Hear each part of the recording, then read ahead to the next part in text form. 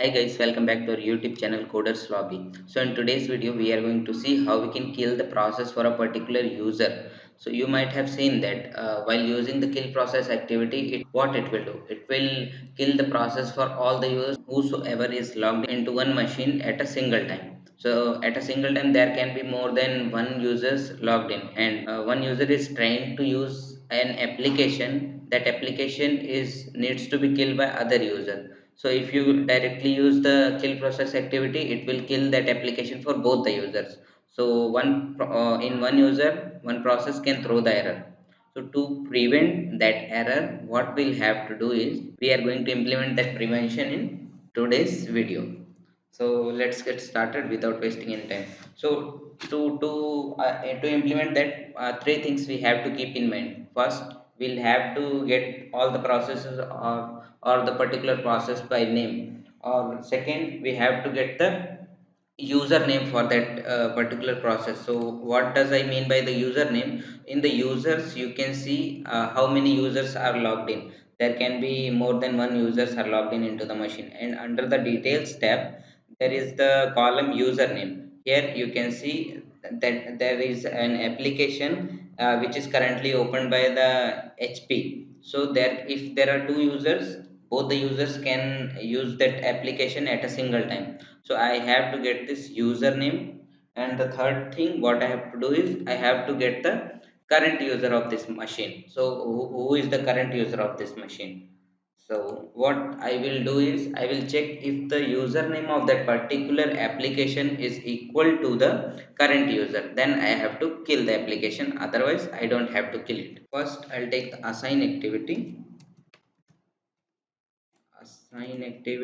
and let's create a variable process list. Okay, and here we'll do process dot get processes by name. Let's skip this. So we want to get the Excel process. Okay, all right. Okay, okay. So we'll have to change the type of this variable. We'll make it as system.diagnostics.process. All right. Still okay. It would be in array.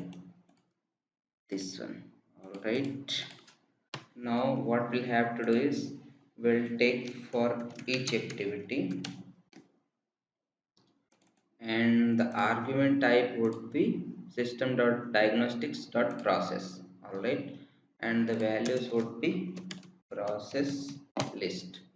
Okay, now let's take one if condition, and under this if condition what I will do is let's create the variable for the users as well, and the process ID assign. Okay, process user name. Okay, and the second assign activity would be the current user.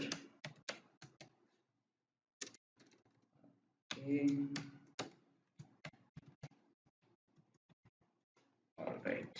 Now let's get the username of the process. Here it would be item.StartInfo.EnvironmentVariable.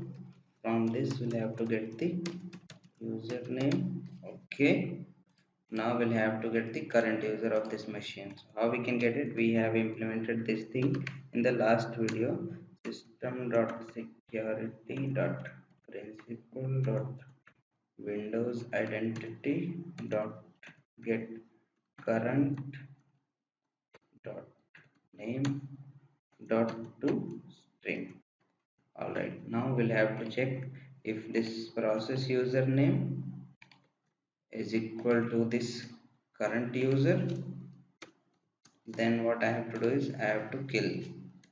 I'll use kill process activity, and over here item dot process name. All right, now let me open the Excel. Okay, So Excel is open. Let me show you. You can see over here the Excel is open in the task manager. So let me debug the code. You will see this Excel will be disappear. That means it will get killed from the background. Okay, something is wrong. Okay, what is wrong over? I got it. So you can see this thing, what it will returning is, it will returning the domain name as well with the username. So but for the process name we are getting only the username, so we'll have to replace the domain. For that we'll use the replace function and environment dot machine name plus this thing comma, will have to replace it with null. All right, now let me debug it again.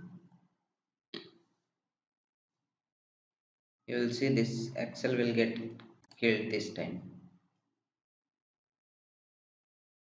You can see that Excel is disappeared, right? So this is how we can kill the Excel or any of the application for a particular user. We'll have to get the process username and the current user of this machine, and we'll have to compare it. If those are equal, then we can kill it.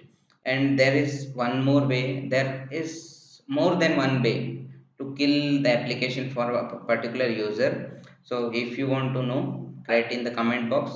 I'll create a separate video on that. We can write the script to kill the process for a user. So I hope this example is clear for you. If this is the case, please like the video and share it and subscribe to our channel and press the bell icon so that you don't miss any update. Whenever we post the new videos to our channel, you will get the notification first. So we'll meet in our next video. Till then, bye bye.